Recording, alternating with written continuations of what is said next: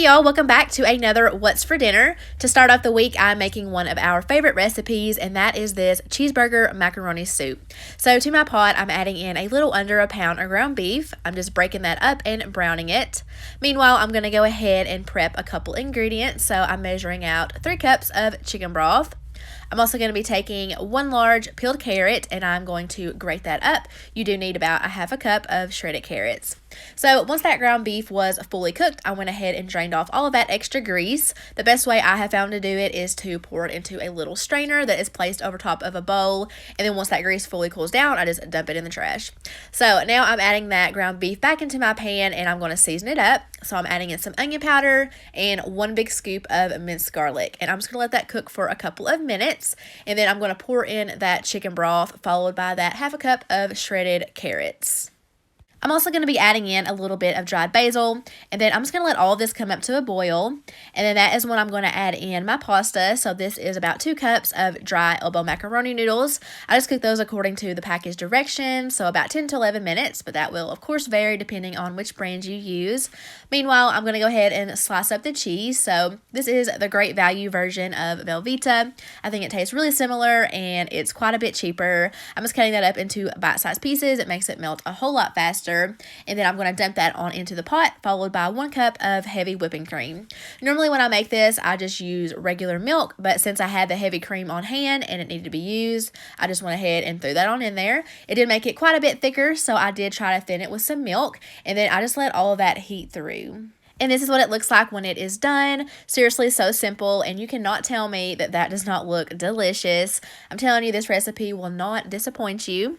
So here is my bowl. I just topped it with plenty of extra black pepper, and I served it with the Sister Schubert Rose. This turned out a lot thicker than normal, and I actually liked it better. It kind of had like the hamburger helper vibes, but so much better. On Tuesday, my daughter Riley requested pizza, so that is exactly what she got. And if you have not tried these Chef Boyardee pizza kits, you are seriously missing out. I think the crust and the pizza sauce is so yummy. That's basically all it is. You do get a little Parmesan cheese packet, but anyways, here I'm just making the pizza dough. So I'm just adding in both packages of that mix, and then of course some hot water. And I'm just going to take a fork and stir that until a dough forms. This is enough to make 2 pizzas, but I always just combine it and make 1 big one. So I'm just going to cover that with a little bit of oil to keep it from drying out, and then I'm going to cover it with some cling wrap and just let it rest for about 5 to 10 minutes or so. So I'm pretty sure that everyone knows how to put a pizza together, so I'm not going to do a whole lot of talking here. Just enjoy this kind of bad and shaky footage of me and Riley putting this together.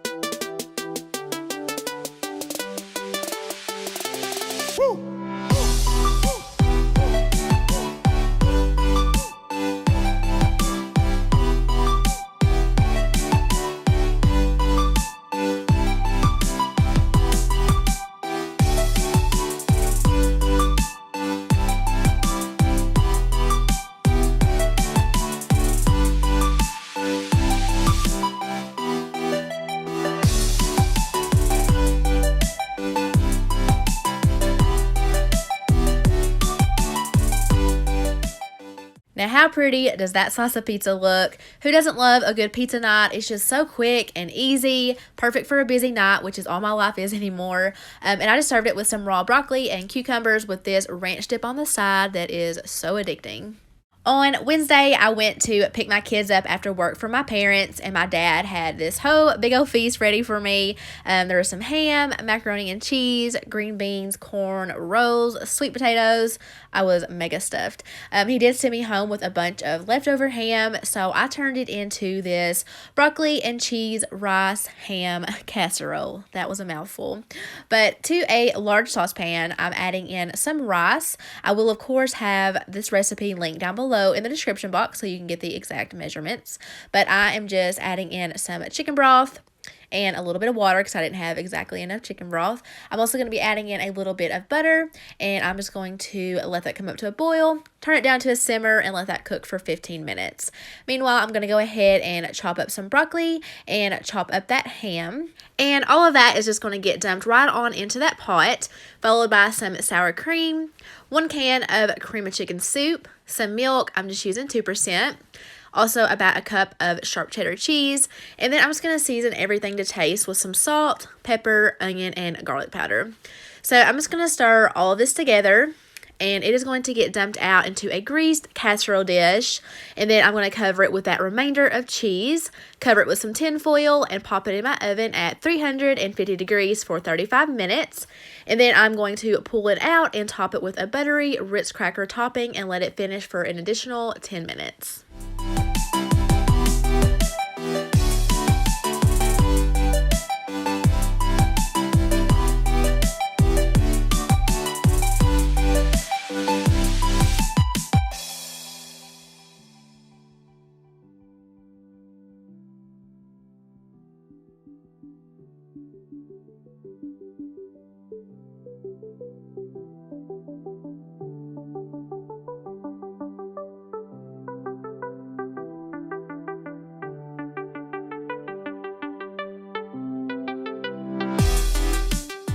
This was the bomb. I would definitely be making it again. I wanted to throw this recipe in there because of the holidays coming up. I knew that it would be the perfect way to use up some leftover ham. And if you are not a ham lover, I think this would be just as good with some turkey. That would be a fun way to switch it up. And we did have this for leftovers on Friday because it made a ton.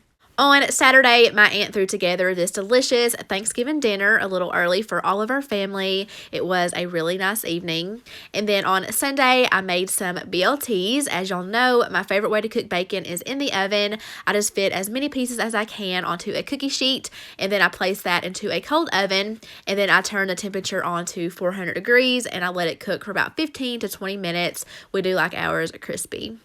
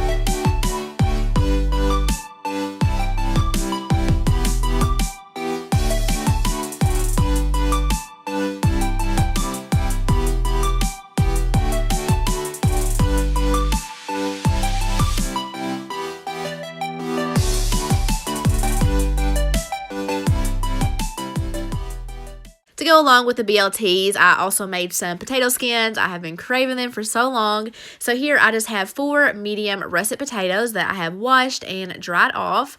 I poked holes all over them, and then I'm just drizzling them with some olive oil, and I'm going to rub that into the skins really well, and that's going to go in my oven at 400 degrees for about 1 hour. You obviously want to let these potatoes cool down for a little bit before you start handling them, but I ain't got time for that, so I just went ahead and burnt my little fingers off. But I'm just cutting those in half lengthwise, and I'm just placing those back onto that same cookie sheet. Next, I'm just going to take out a big spoon, and I'm going to start scooping out the middle of these potatoes. You want them to be sturdy enough so that they're not going to collapse when you go to like stuff them and stuff. And don't worry, that middle potato inside stuff, I'm not being good with my words tonight, y'all. I'm tired. What I'm trying to say is it's not going to go to waste. So now I'm just taking a little bit of olive oil, and I'm just brushing that on the insides of the potatoes, and I'm going to pop that under my broiler for a couple of minutes to crisp up the insides. Now comes the good part. I'm just going to stuff these with some of this shredded Mexican cheese. I'm also going to add some crumbled bacon to the top, and I'm going to pop that back under my broiler for about a minute. When it came out, I just topped it with some of these freeze-dried chives. I know a lot of people do like the green onions, but those are too oniony for me, and y'all know I cannot stand onions. But here they are after they were done. They were so, so delicious. So here is everything all tied together. I did top the potato skins with some sour cream, and then I served it with some Clausen pickles on the side, which are the absolute best pickles in my opinion. But that is going to wrap up another week. I really hope that you guys enjoyed this video and found some inspiration. If you are new, I would love for you to stick around and subscribe. I hope you all have an amazing week, and I will see you in my next video. Bye, guys.